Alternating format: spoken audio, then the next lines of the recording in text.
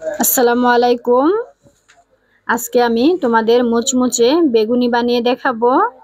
নিয়েছি একটা mixing bowl আর দিয়ে দিব বেসন। বেসনগুলো অবশ্যই আগে থেকে চেলে নিতে হবে।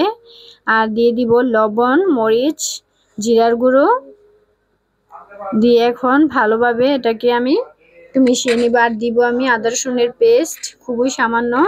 আর দিয়ে দিব একটা ম্যাজিক মশলার প্যাকেট, এটা তোমরা চাইলে স্কিপ করতে পারো। আর দিয়ে দিব কুসুম গরম পানি দিয়ে এখন ভালো করে এটাকে আমি মিক্স করে নিব। আর দিয়ে দিব আমি এখানে বেকিং পাউডার। বেকিং পাউডারটা দিয়ে ভালোভাবে মিশিয়ে নিতে হবে। বেকিং পাউডারটা অবশ্যই বাজার জাস্ট 1 মিনিট আগে দিতে হবে। আর দিয়ে দিব এখানে আমি গরম তেল, যেটা আমি ভাজার জন্য রেডি করে রেখেছিলাম, সেখান থেকে উঠিয়ে জাস্ট 1 চামচ তেল দিয়ে দিলাম। এই তেলটা দিলে বেগুনিটা খুব ভালো ফুলবে। আর বেগুনগুলো কেটে এখন লবণ আর মরিচ দিয়ে আমি একটু মেখে রাখবো কিছুক্ষণের জন্য। এটা মেখে রাখলে এটা টেস্ট খুবই ভালো আসে, সেজন্য একটু মেখে রাখতে হবে আগে থেকে। এখন আমি ব্যাটারের মধ্যে একটু চুবিয়ে নিব, চুবিয়ে তারপর তেলে ভাজবো।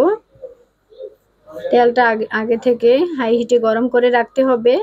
আর যখন ভাজবে তখন চুলার আঁচটা মিডিয়াম করে দিতে হবে। দেখতেই পাচ্ছ কত সুন্দরভাবে ফুলতেছে। এই টিপসগুলো ফলো করে যদি তোমরা বেগুনিটা বানাও তাহলে আমি গ্যারান্টি দিয়ে বলতে পারি একদম 100% ফুলবে এবং খেতেও অনেক মজা হবে। তোমরা চাইলে এভাবে বানিয়ে নিতে পারো সেম রেসিপি ফলো করে। তবে আমার একটা অনুরোধ থাকবে, তোমরা কখনো আগে থেকে বেকিং পাউডারটা মিশাবে না।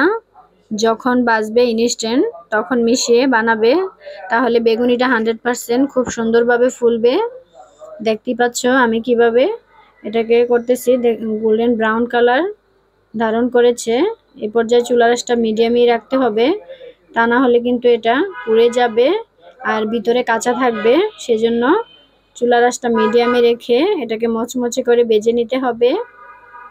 খুব সুন্দরভাবে আমার ভাজা হয়ে গিয়েছে এবং মচমচে হয়েছে।